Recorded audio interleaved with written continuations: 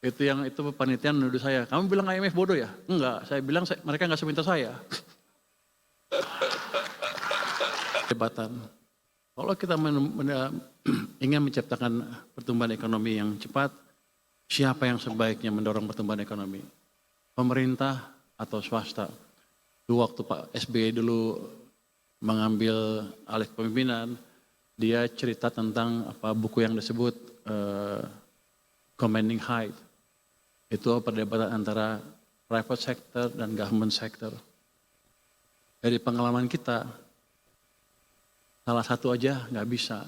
Harus dua-duanya, baru ekonomi kita bisa tumbuh double digit. Kira-kira gitu.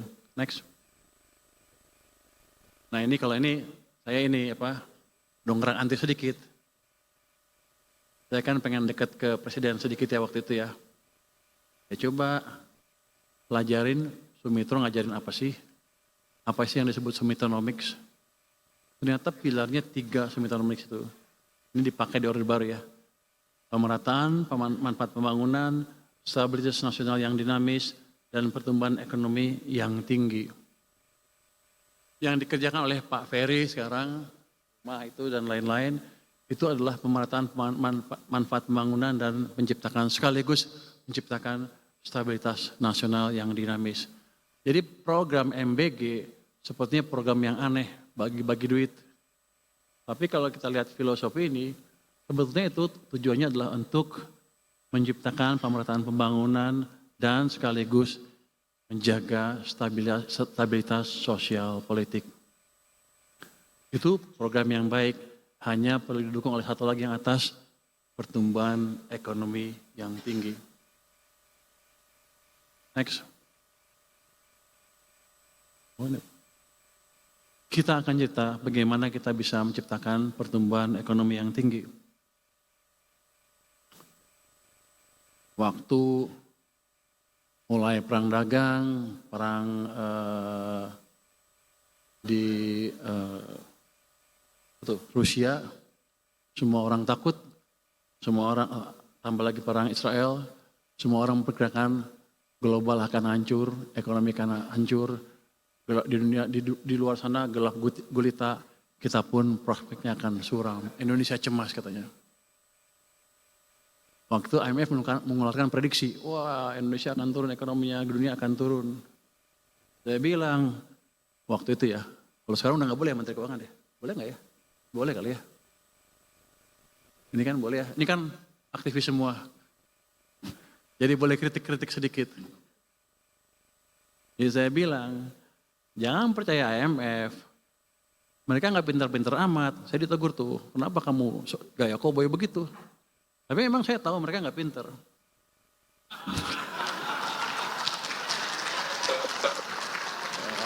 Ini nggak ada wartawan. Yang itu off the record ya. Terbukti, dalam sebulan kemudian dia rubah lagi pertumbuhan global tadi diturunkan ke 2,8%. Berapa bulan kemudian dinaikin lagi ke 3%. Wah, kok begitu? Kita diturunkan ke 4,7. Berapa bulan kemudian lagi dinaikin ke 4,8. Saya yakin bulan depan dinaikin lagi. Menuju 5 lagi. Artinya apa? Memang ketika keadaan lagi goncang gitu, nggak ada yang bisa memprediksi dengan akurat. Ya orang kita aja yang agak-agak silau sama orang asing. Begitu orang asing turunkan, kita ikut, kita akan suram. Saya bilang jangan takut, domestic demand kita kuat. Kita jaga aja, selesai. Tapi yang ini menunjukkan bahwa ya kita jangan terlalu takut sama prediksi-prediksi asing, mereka nggak sepintar kita juga. Nggak boleh ngomong gitu juga katanya.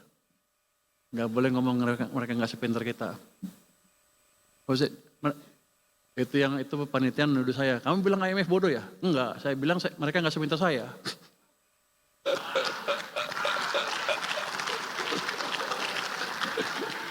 Ini nggak ada wartawan kan ya? Next. Nah untuk melihat gimana sih caranya menciptakan pertumbuhan ekonomi. Saya sengaja keluarkan gambar ini untuk balik ke teori ekonomi. Ini berdasarkan paper by Milton Friedman yang mempelajari The Great Depression, juga Bayer Mernanke yang mempelajari itu, beberapa paper dan sebagainya. Kira-kira bunyinya gini. Mereka belajar krisis 1930. Mereka teka-teki pada waktu itu. Kenapa bunga nol ekonomi Amerika masih hancur juga? Harusnya kan jalan. Terus mereka pelajarin. Walaupun bunganya nol, tapi uangnya tumbuhnya negatif. Yang ini M0 atau mereka bilang base money ya. Uangnya tumbuhnya negatif. Ini yang artinya di sistem uangnya kering. Makanya ekonomi hancur. Itu yang menjadi landasan dia mengumumkan teori katanya, kalau Anda lihat kebijakan moneter, jangan dari suku bunga aja. Anda lihat, bahkan dia bilang jangan dari suku bunga. Anda lihat dari laju pertumbuhan uang beredar. Kalau pertumbuhannya kencang, berarti kebijakannya longgar. Kalau pertumbuhannya negatif atau nol, kebijakannya ketat di situ. Itu teori dasar moneter. Tapi banyak orang lupa. Termasuk IMF juga kayaknya. Next. Oh itu nggak boleh ya. Tapi saya yakin IMF juga lupa. Next. Saya diketawain katanya.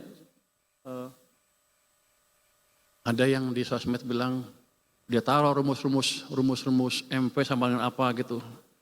Oh, inilah rumus teori Friedman yang benar. Iya, itu buku S1. Saya baca paper S3, jadi saya lebih tinggi jadinya.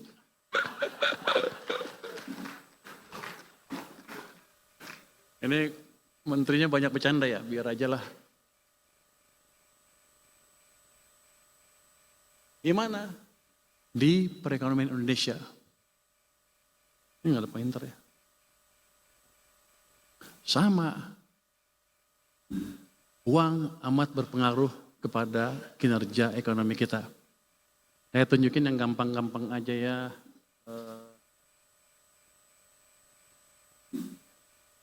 Yang hitam adalah laju pertumbuhan M0-nya, yang merah adalah kredit.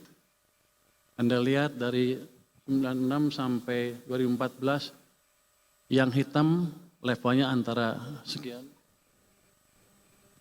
Yang hitam di sini levelnya cukup tinggi. Tahun 2014 dia jatuh ke sini. Kredit juga pertumbuhannya melambat dari double digit menjadi 7% single digit.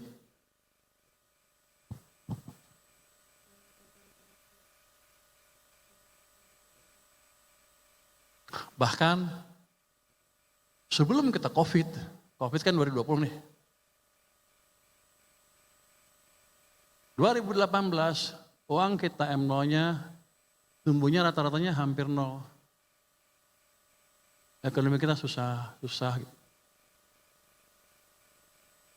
Jadi sebelum krisis, memang kita mode pertumbuhannya kalau saya bilang waktu itu, we are in a self-destruct mode. Merusak diri sendiri. Gimana waktu saya di mana ya? Saya di maritim waktu itu, saya nggak monitor ini. Di maritim saya asik mancing aja ngeliatin ini. Tapi tahun 2020, saya dipanggil ke sana suruh bantu ke istana ya. Di sini posisi uang waktu itu, di bulan Februari Maret ya. Ini minus 15%. Hampir kita hancur. Betul-betul dikeringkan uang. Kita paksa naikin. Kita di maritim mana bisa maksa. Ini nggak ada BI kan ya? Nggak ada ya. Maaf kalau ini. Kita paksa dari istana supaya uang masuk ke sana. Ini masih nggak cukup. Di sini kita pasang fiskal, gelontorin uang seperti yang saya lakukan kemarin. Hari ini efektif. Gelontorkan uang kamu jangan taruh di bank sentral, taruh di sistem ekonomi. Akibatnya ekonomi pertumbuhannya seperti ini, kredit tumbuh lagi, kita recover. Tapi habis itu, jadi saya mau ngeritik Pak Rocky Gerung sedikit. Dia suka ngeledekin Jokowi nggak ngapa-ngapain. Ini Pak,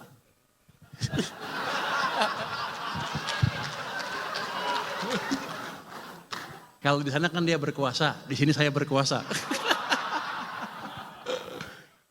Jadi ini dipaksa intervensi langsung oleh presiden sampai ke sana.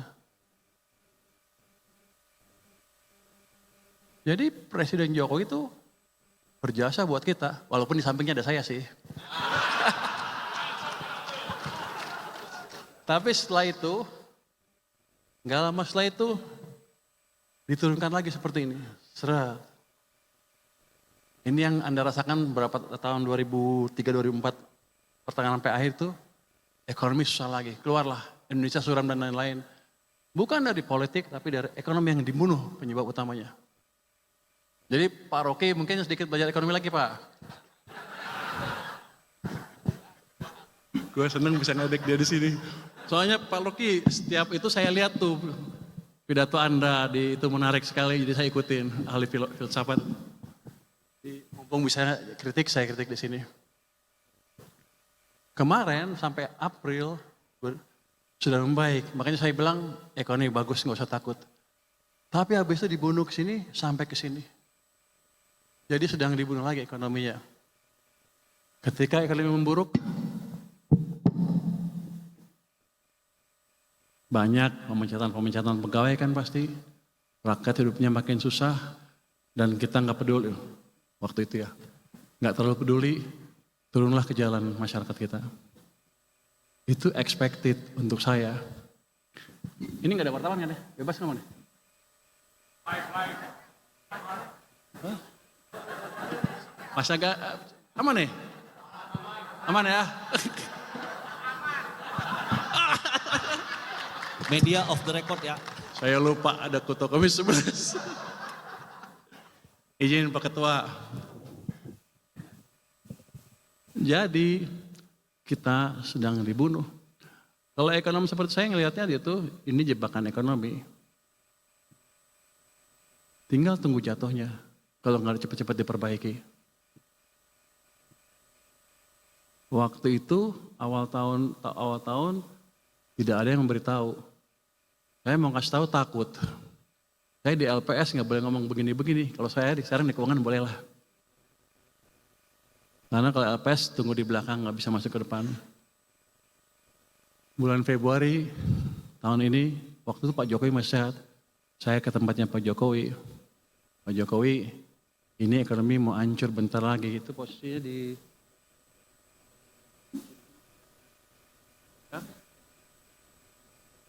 bantu nggak Pak? Dan saya juga takut, saya nggak punya teman, Pak Jokowi udah pensiun kan, Pak Prabowo saya belum kenal waktu itu. Pak Jokowi bantu nggak? Dia bilang bantu. Baru saya berani kasih ke sana sini, mencoba memberikan informasi bahwa ada masalah di perekonomian. Tapi ini jatuhnya begini, kita nggak usah takut. Ini di bawah kendali kita 100%. Jadi selalu saya bilang, kita nggak usah takut global dan lain-lain. Kita punya policy dalam negeri yang cukup kuat, domestiknya gede, tergantung kebijakan kita sendiri. Jadi saya selalu bilang, nasib kita di tangan kita sendiri.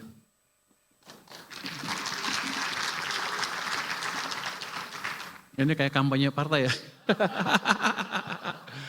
Ketika ada sesuatu yang tidak benar, kita suarakan. Ya bagaimana semua terangin dia sedungu ini? Ini manusia pecundang yang sangat merugikan bangsa kita ini. Saatnya jadi member eksklusif di channel YouTube Official ID. Tantang lagi para nambah sumpah di antara Al-Quran. Dia pengen masuk TV. Konten-konten premium yang tidak tayang di TV. Live interaction. Halo pemirsa iNews, ini baru selesai. Emoji dan badge spesial. Reakses konten pilihan.